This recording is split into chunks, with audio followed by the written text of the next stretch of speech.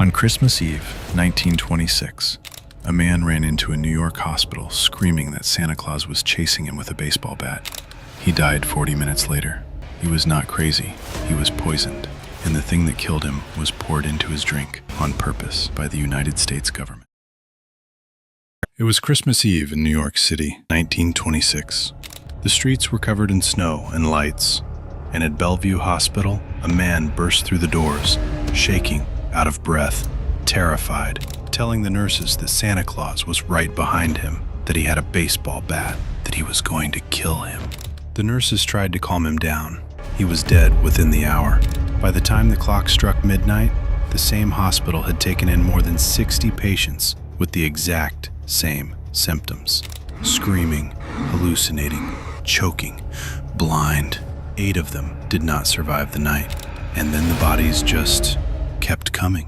By the time the holidays were over, 23 people were dead in New York City alone. This is the part nobody tells you. Those people were not killed by a poisoner. They were not killed by a criminal. They were not killed by a mistake.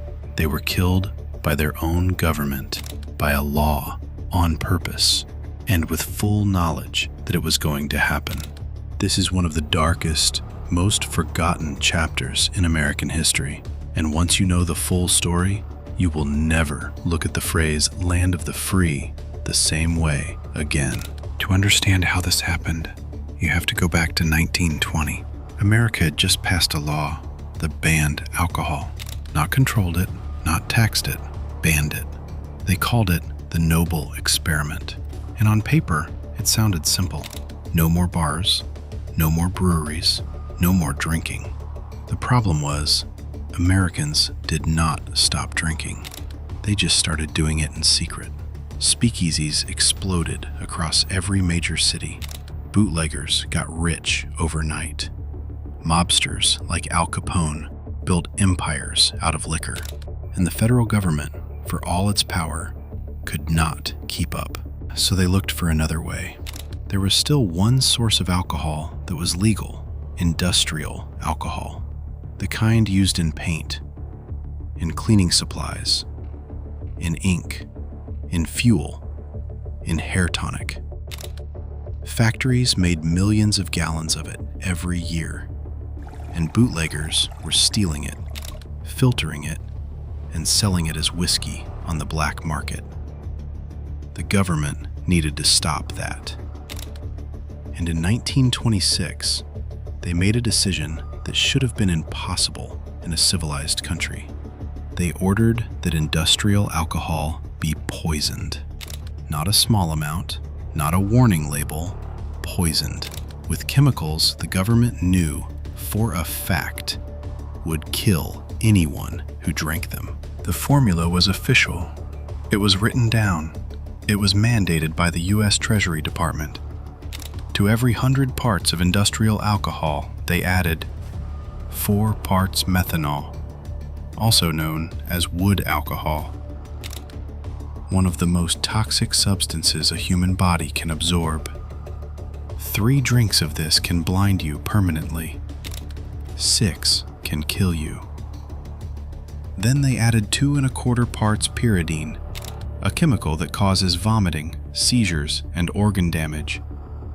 Then 1/2 part benzene, a known carcinogen that poisons the blood and destroys bone marrow. And just in case all of that wasn't enough, the government kept adding more: kerosene, gasoline, formaldehyde, the same chemical used to preserve dead bodies. Let that sink in for a moment. The United States government was pouring embalming fluid into alcohol, knowing that poor Americans were going to drink it. And when officials were asked about it, they did not deny it. They defended it. The Assistant Secretary of the Treasury, a man named Seymour Loman, said, and this is a direct quote, that the people drinking this alcohol were dying off fast from poison hooch. And if the result was a sober America, then a good job will have been done. A member of the United States government, speaking publicly, said that it was a good thing for poor Americans to die. And nobody fired him. The deaths started almost immediately. In 1926, in New York City alone, 1,200 people were sickened by poisoned alcohol. 400 of them died. The next year, the number of dead climbed to 700, and this was just one city. Factory workers who drank after a long shift, dead. Jazz musicians who shared a flask between sets, blind. Couples who celebrated their anniversary with a homemade cocktail, dead. Holiday weekends became the worst. Every Christmas, every New Year's, every 4th of July, the morgues at Bellevue Hospital would fill up so fast that the bodies had to be lined up in the hallways. There was one man in particular who could not stop thinking about it. His name was Charles Norris.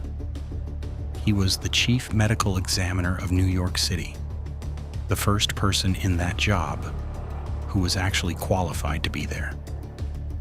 He was independently wealthy, which meant he could not be bribed.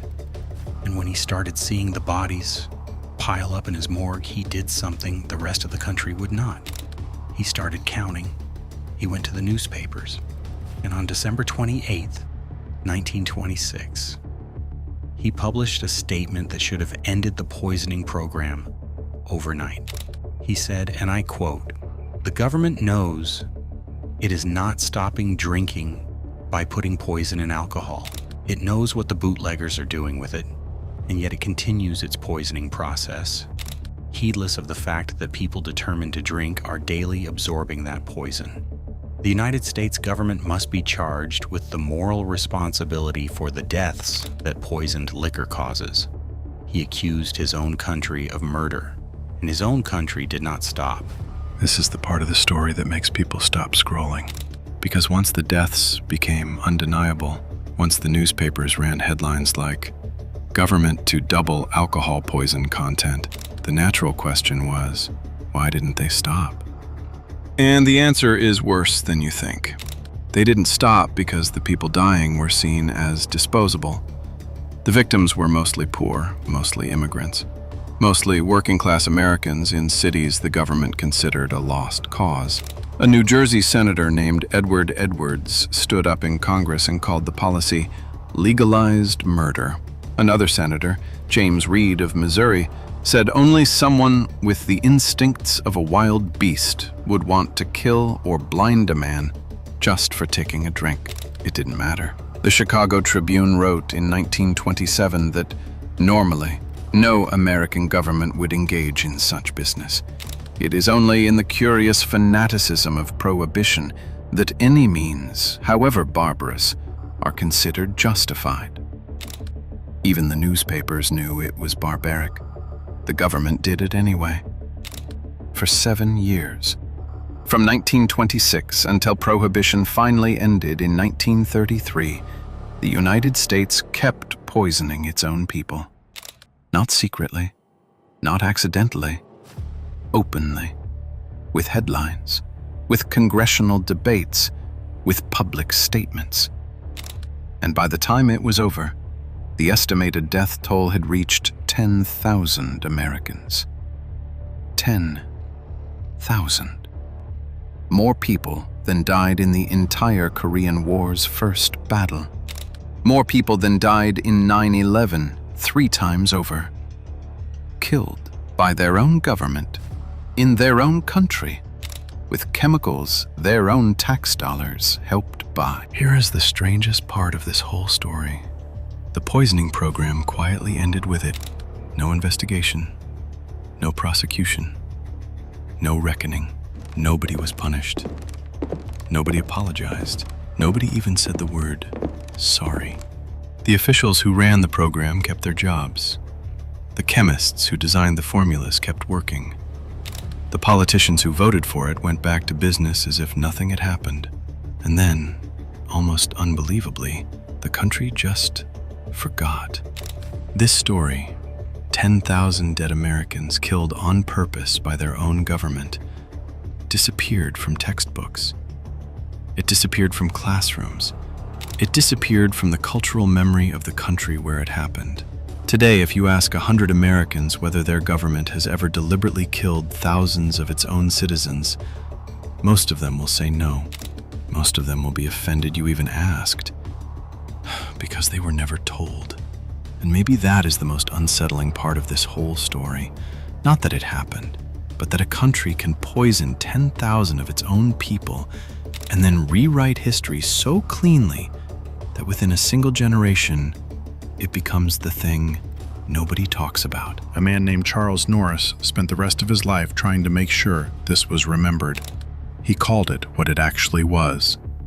Not a policy, not a mistake, not collateral damage.